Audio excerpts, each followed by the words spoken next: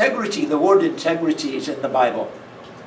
And there are two Greek words that describe integrity. One is tom, the other is tamam. I may not be pronouncing it right, but it is the completion of something. To say integrity, it must be a completeness, it must be innocence, it must be simplicity, and it must be upright. Doing things in the right way that it should be done is what the word integrity means. And my topic is integrity in life. In what we do in every part of our lives, we have to have integrity. As Christians, I believe God requires integrity from all of us. Let me begin by talking about companies that you probably have heard about. And the first one that I want to start with is called Enron. Many of you have probably heard of Enron. Enron at one time was one of the largest companies in the United States. But it became an example of a company that lacked integrity. The reason was because the leaders were playing with numbers. They were hiding their debts and magnifying their income. So after a while, actually according to the report, they were able to fool the regulators by cooking the books. And the company leaders were behind it. They really did something very bad. If you remember, Enron, one of the largest companies, was at one time $90 per share. But because of all the problems, it went down to 26 cents per share. Investors lost $74 million. That is because a company lacked integrity and honesty. The second one I want to share with you real quickly is a political person. You also may have heard about this person. He was the governor of Illinois. And his name is Rod Blagojevich. And Rod, when Barack Obama became a president, he was in a position of a senator. And the governor of the state has the power to replace the governor. So instead of choosing the person who would be most qualified to become the governor, to become the next senator, the governor decided to sell, literally to sell that position. And he wanted some people that would be in that position to give him money. And he said, this will work because I'll get away with it. Of course he didn't. He was not able to get away with it. What happened was he was indicted for 20 violations. Out of that, he was found guilty for 17 of them. And it didn't go too well with him. He ended up going to jail. Why? Lack of integrity. I want to share one more person. And you might also have heard about this person. And his name is Jimmy Swaggart. Jimmy Swaggart also was what we call at one time a wonderful, well-known evangelist. But because of integrity, lack of integrity, at one time Jimmy Swaggart had a church of 7,000 people, supported many missions, but he had a personal problem that he, I believe, failed to correct. And that lack of integrity caused him to be a public example of Christian failure. So this integrity works in business, and it works in the church, and it works in personal life, as well as public life. So what do we do? Well, I want to talk about the positive aspect of integrity.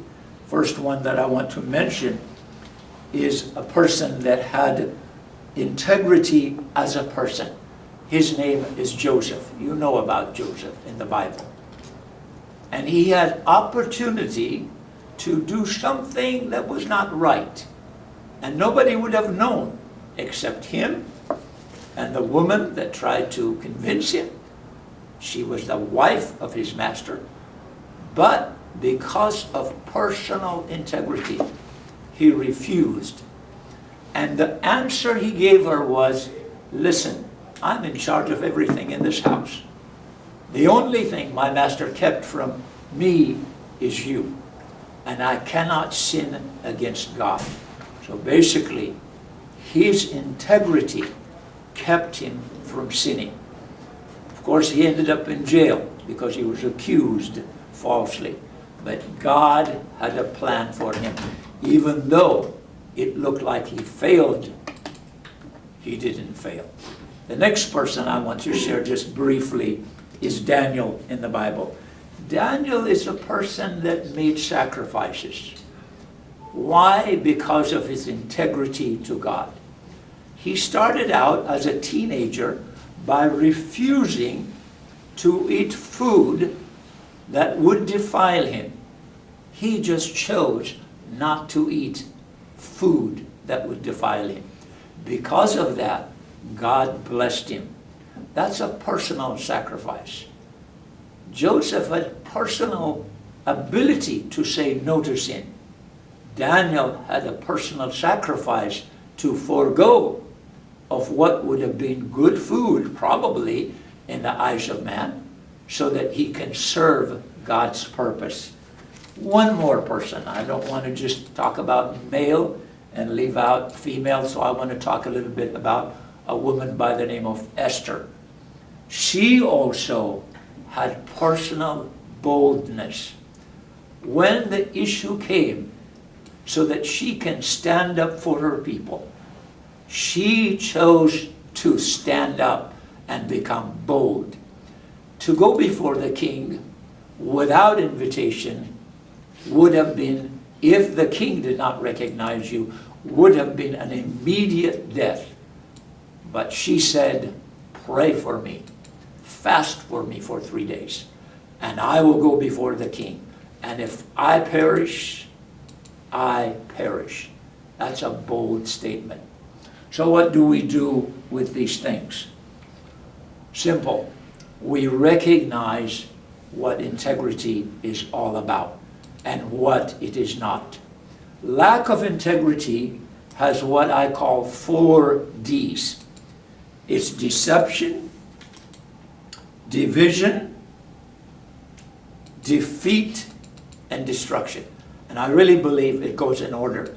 When you and I, anybody, whether it's an organization or a person, when you and I allow deception, that deception leads into division. Because you cannot be united with people if you are deceiving them. So there's a division right there. And that division immediately, almost immediately or in time, when people are divided, they are defeated. One group might think they are succeeding, but they are not. And that defeat will always lead to destruction. I pray that we will learn from that so that we recognize the value of integrity. Next one is, what about the truth?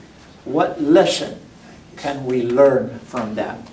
Well, let me give it to you again in 4 aspects. The first one is truthfulness is faithfulness. It's if you are truthful, you do become faithful. A truthful husband is faithful to his wife. A truthful wife is faithful to her husband.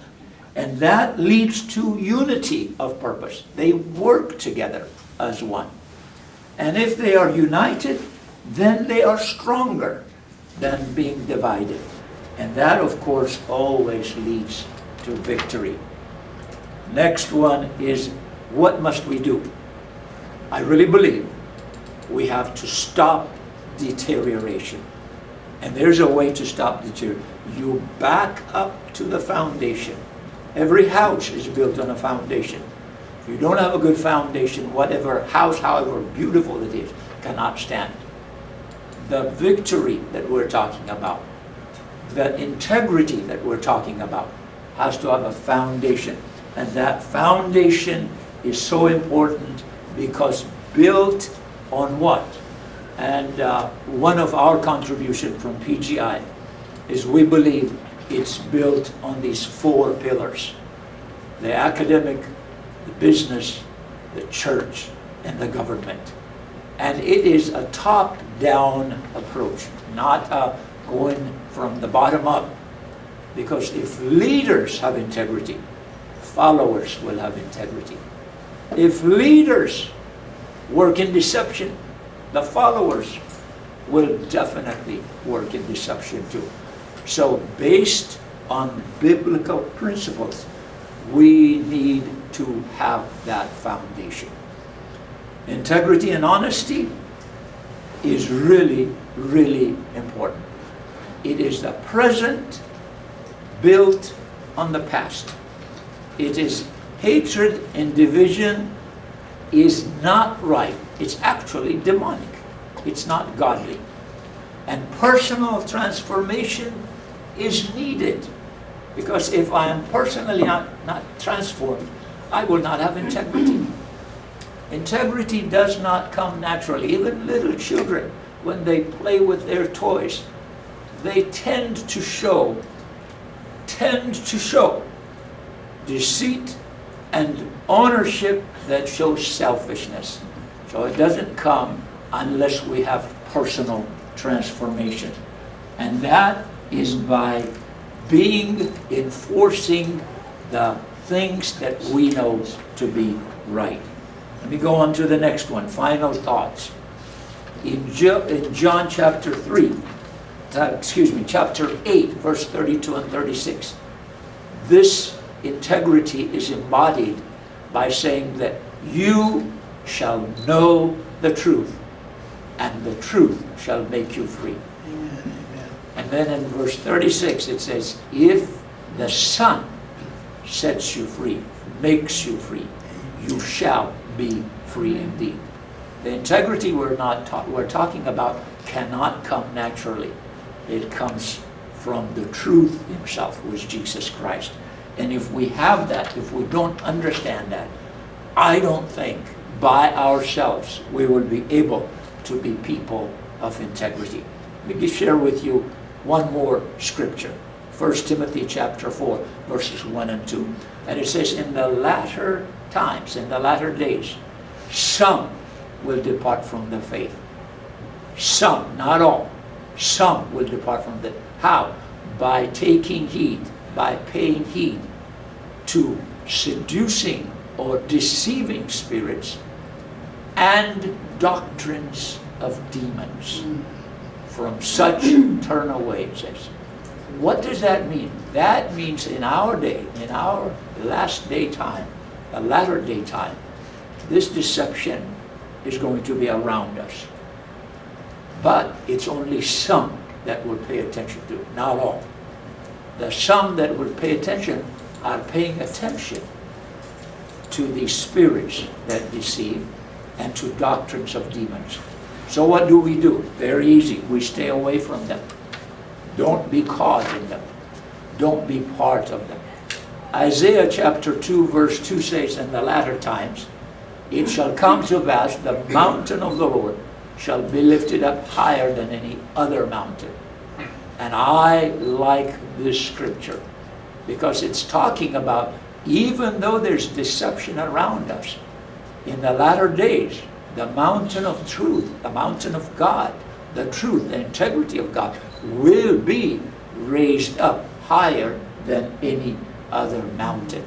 So by the grace of God, and it says the last scripture that I'll share with you before I finish my presentation is Revelation chapter 12, verse 11. It says, they overcame, past tense. They is us that believe in integrity. They is the people that stand for truth. They overcame by the blood of the Lamb and the word of their testimony, and they did not love their life to death. Two things that we should have out of that. We overcome by the blood of the Lamb and also by the word of our testimony. What are we doing here? We're giving you words. Why? Because we want to influence you to stand up for integrity, to work for integrity, and to be part of the truth of God. And this is what PGI is all about. Thank you very much for your attention, and God bless you.